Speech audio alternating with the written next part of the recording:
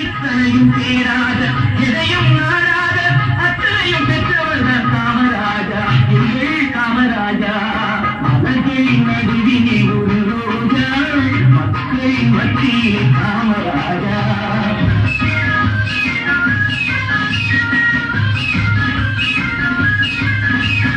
India என்பதுதான் அவர் வீடு